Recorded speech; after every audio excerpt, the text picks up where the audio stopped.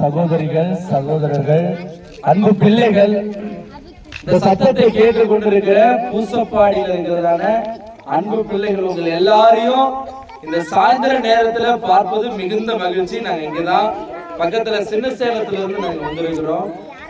நாங்க ஒவ்வொரு வருஷமும் இந்த கிறிஸ்துமஸ் ப்ரோக்ராம்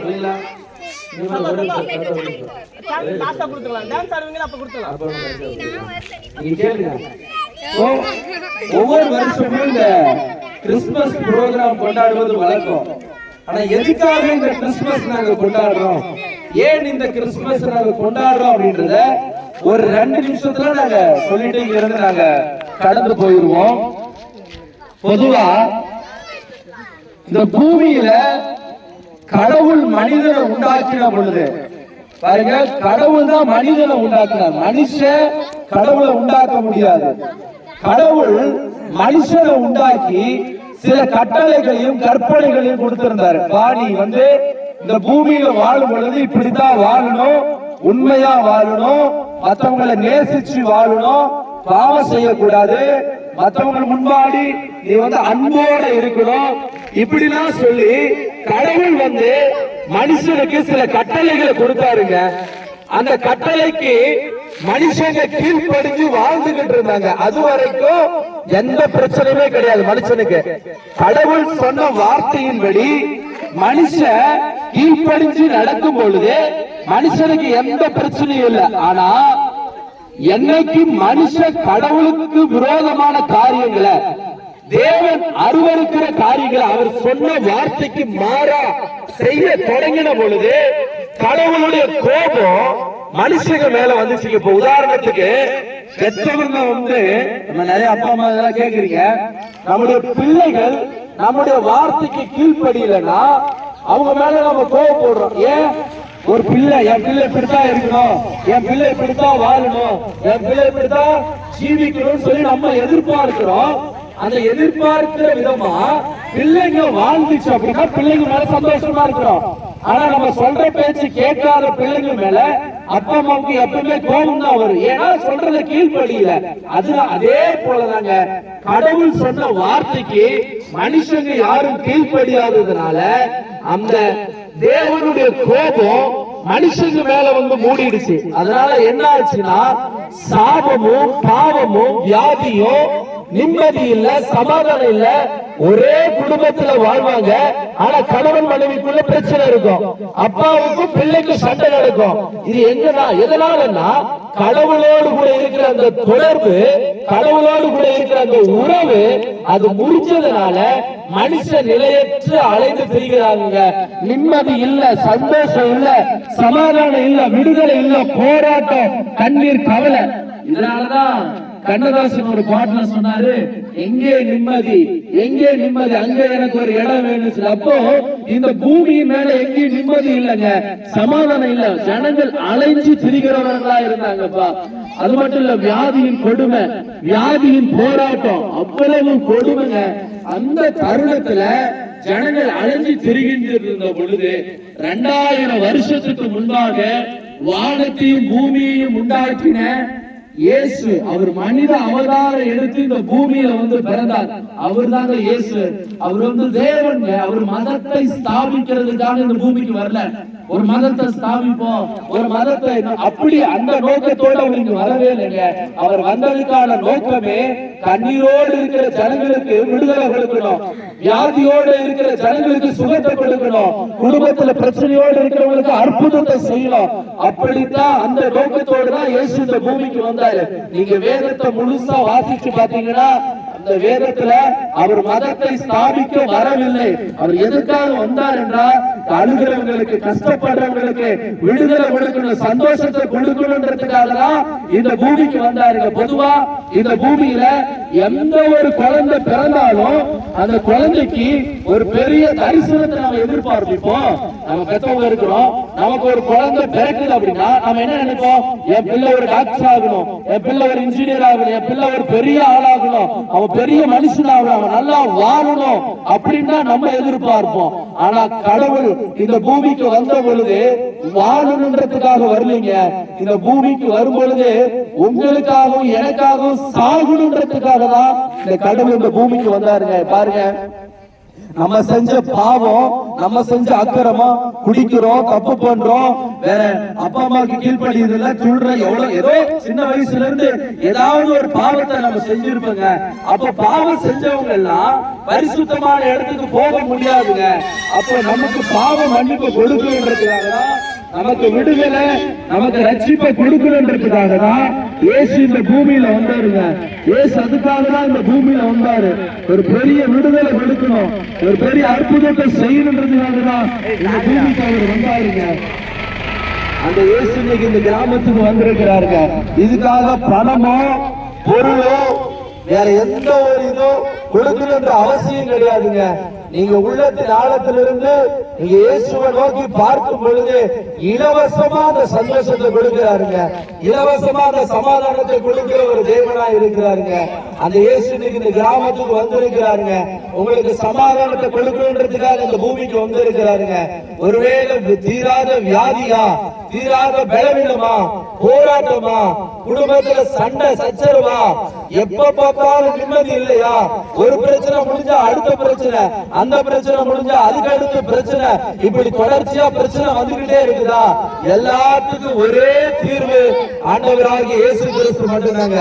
எல்லாத்துக்கும் ஒரே தீர்வு ஆண்டவராகிய இயேசு கிறிஸ்து மட்டும்தான். ஏன்னா இயேசு சொன்னாரு, வருத்தப்பட்டு பாரம் சுமக்கிறவர்களே நீங்கள் எல்லாரும் என்னிடத்துல வாங்க, நான் உங்களுக்கு இளைப்பாறுதல் தருவேன்னு சொன்னாருங்க. அவர் பணம் எதிர்பார்க்கிற தேவன் இல்ல, உங்க பொருளை எதிர்பார்க்கிற தேவன் இல்லைங்க. உங்க உள்ளத்தை ஆண்டவர் பார்க்கிறாருங்க. நீங்க ஏழையா இருக்கலாம், பணக்காரனா இருக்கலாம், உயர்ந்தவனா இருக்கலாம், தாழ்ந்தவனா இருக்கலாம், வேற எந்த சாதியா இருந்தாலும் சரி, ஆனா இயேசுவுக்கு அது முன்பாக எல்லாரும் சமந்தாங்க.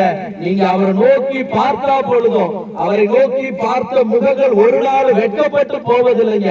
பிரச்சனையோடு வருகிறவங்க விடுதலையோடு கூட போவாங்க. இயேசு நம்மளை விடுதலையாக்க வந்த ஒரு தெய்வம். அந்த தெய்வத்தை நோக்கி நீங்க பார்க்கும் பொழுது நிச்சயமா அற்புதம் உண்டாகும், நிச்சயமா நடக்குங்க.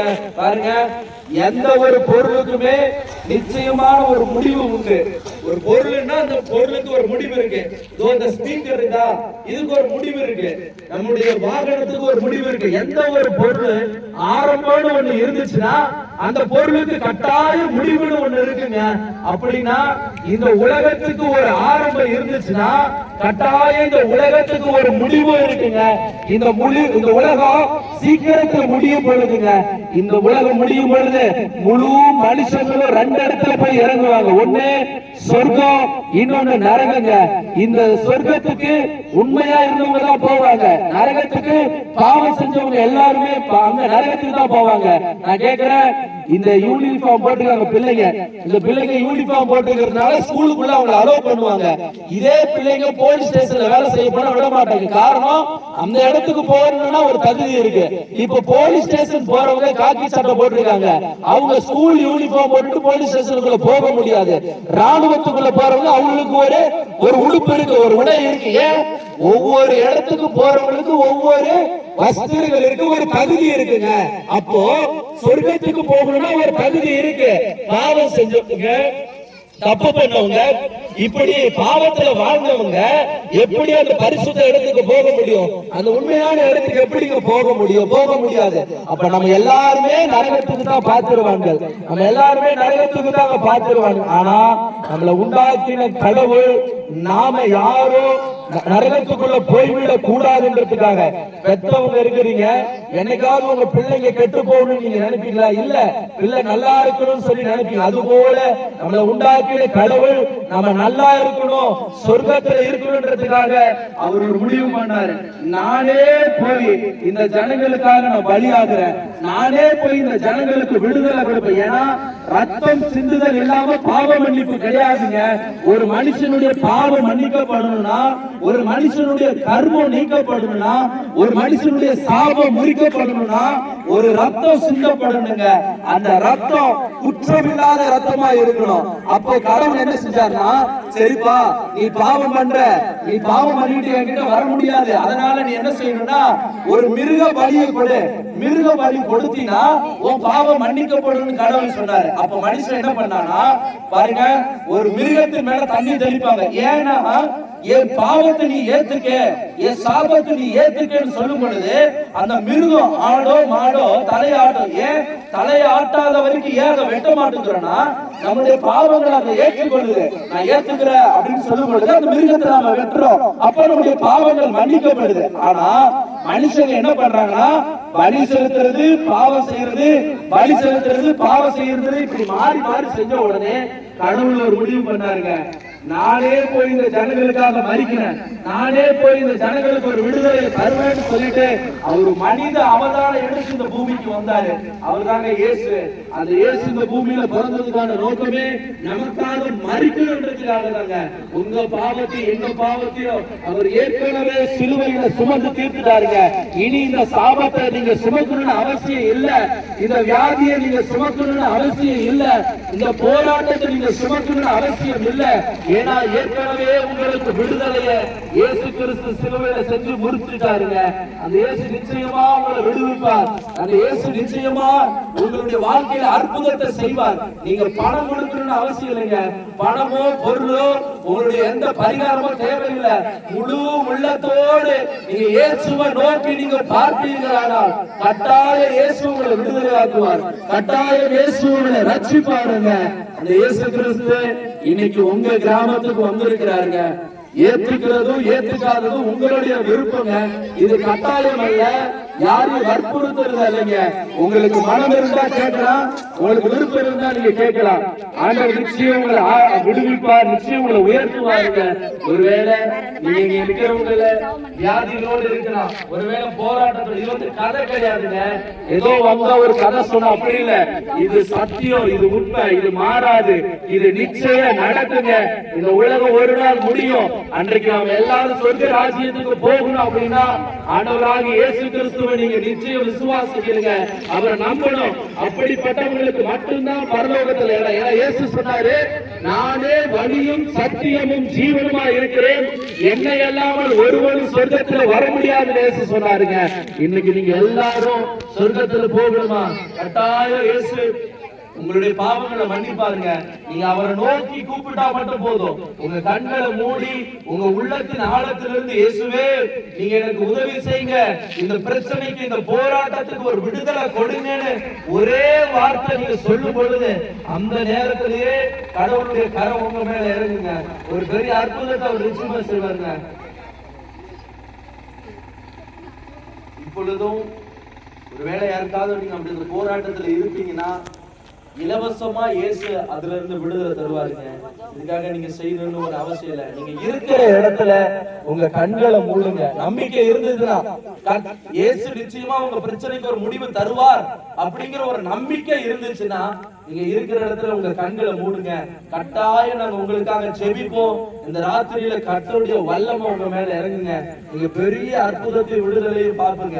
நாங்க உங்களுக்காக ஜெபிக்கிறோம். ஒருவேளை நீங்க எந்த பிரச்சனையா இருந்தாலும் சரி நீங்க எங்கள்கிட்ட சொல்லுங்க, நாங்க அதுக்காக நாங்க ஜெபிக்கிறோம். அது கொஞ்சம் வழி விட்டுருக்கோம். நாங்க உங்களுக்காக ஜெபம் பண்றோம். பெரிய அற்புதத்தை இயேசு செய்வார்.